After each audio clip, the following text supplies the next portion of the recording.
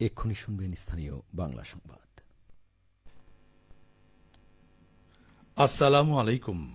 বাংলাদেশ বেতার রাজশাহী স্থানীয় সংবাদ পড়ছি মোহাম্মদ আসাফুদ্দৌলা। আজ ৭ই নভেম্বর, জাতীয় বিপ্লব ও সংহতি দিবস।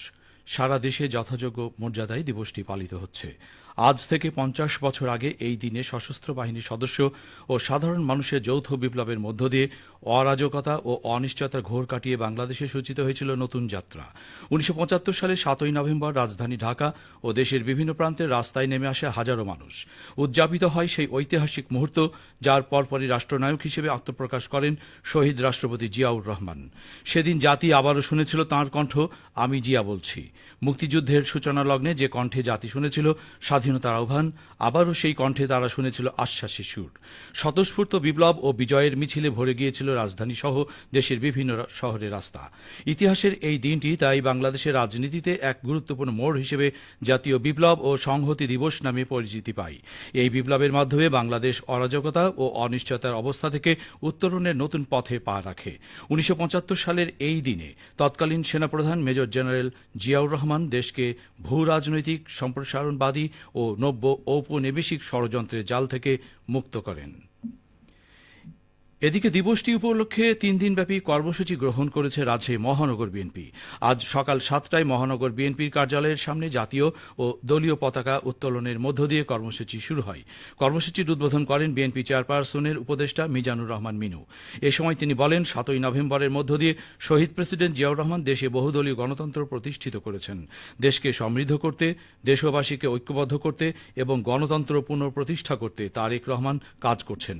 রাজশাহী মহানগর বিএনপির সভাপতি মামুনুর রশিদের সভাপতিত্বে উদ্বোধনী অনুষ্ঠানে উপস্থিত ছিলেন বিএনপির জাতীয় ত্রাণ ও পুনর্বাসন বিষয়ক সম্পাদক অ্যাডভোকেট শফিকুল হক মিলন, সাবেক সিটি মেয়র ও মহানগর বিএনপির সাবেক সভাপতি মোসাদ্দেক হোসেন বুলবুল এবং মহানগর বিএনপির সাধারণ সম্পাদক মাহফুজুর রহমান রিটন।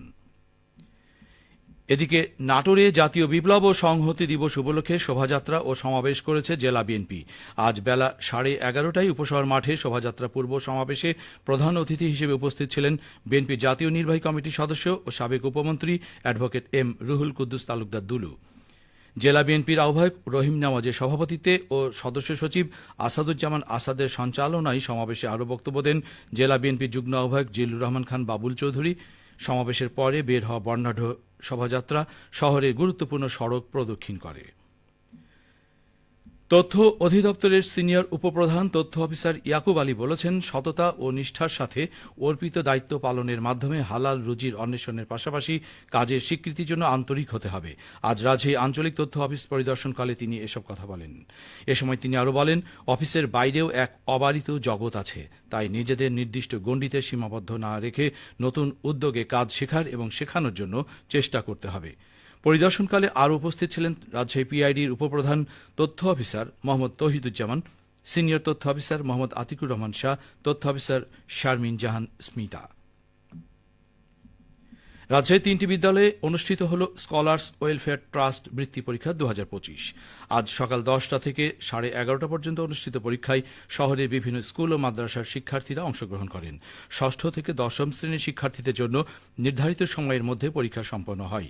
পরীক্ষাটি এমসিকিউ পদ্ধতিতে নেওয়া হয় এবং এতে বাংলা, ইংরেজি, গণিত, সাধারণ বিজ্ঞান, তথ্য ও যোগাযোগ প্রযুক্তি, সাধারণ জ্ঞান এবং মানসিক দক্ষতা সম্পর্কিত প্রশ্ন অন্তর্ভুক্ত ছিল। স্কলার্স ওয়েলফেয়ার ট্রাস্টের vice chairman professor doctor Fatema Siddique বলেন, এই বৃত্তি প্রকল্প মেধাবী শিক্ষার্থীদের উৎসাহিত করে এবং তাদের ভবিষ্যৎ গঠনে গুরুত্বপূর্ণ ভূমিকা রাখে। বৃত্তি বিজয়ীদের মধ্যে সর্বোচ্চ নম্বরপ্রাপ্ত শিক্ষার্থীকে ল্যাপটপ, দ্বিতীয় স্থানপ্রাপ্তকে ট্যাব এবং তৃতীয় স্থানপ্রাপ্তকে স্মার্টফোন প্রদান করা হবে। ফলাফল আগামী 10 দিনের মধ্যে প্রকাশ করা হবে। 2 লাখ টন আখ মাড়াই করে 13,000 টন চিনি উৎপাদনের লক্ষ্যমাত্রা নিয়ে নাটোরের নর্থ বেঙ্গল চিনিকলে আজ থেকে চলতি মৌসুমের আখ মাড়াই শুরু হয়েছে। বিকেলে আখ মাড়াই কার্যক্রমের আনুষ্ঠানিক উদ্বোধন করেন শিল্প সচিব মোহাম্মদ ওবায়দুর রহমান। পরে কেইন কেরিয়ার প্রাঙ্গণে মিলাদ উদোয়া মাহফিল অনুষ্ঠিত হয়। বাংলাদেশ চিনি ও খাদ্য শিল্প কর্পোরেশনের চেয়ারম্যান রশিদুল হাসানের সভাপতিত্বে উদ্বোধনী অনুষ্ঠানে বক্তব্য রাখেন শিল্প মন্ত্রণালয়ের অতিরিক্ত সচিব প্রশাসন মোহাম্মদ নুরুজ্জামান, নাটোরের জেলা প্রশাসক আসমা শাহিন এবং নর্থ বেঙ্গল চিনিকলের ব্যবস্থাপনা পরিচালক মোহাম্মদ ফরিদ হোসেন ভূঁইয়া। সবশেষে আবহাওয়া। আজ রাজশাহীতে সর্বোচ্চ তাপমাত্রা ছিল ৩২ ডিগ্রি এবং সর্বনিম্ন ২০ ডিগ্রি সেলসিয়াস। সন্ধে ৬টায় বাতাসে আপেক্ষিক আর্দ্রতার পরিমাণ ছিল ৭০%। রাজশাহী ও পার্শ্ববর্তী এলাকায় আগামীকাল সূর্যোদয় ভোর ৬টা ১৬ মিনিটে। সংবাদ শেষ হল। আমাদের পরবর্তী স্থানীয় সংবাদ প্রচারিত হবে আগামীকাল সকাল ৮টা ১০ মিনিটে।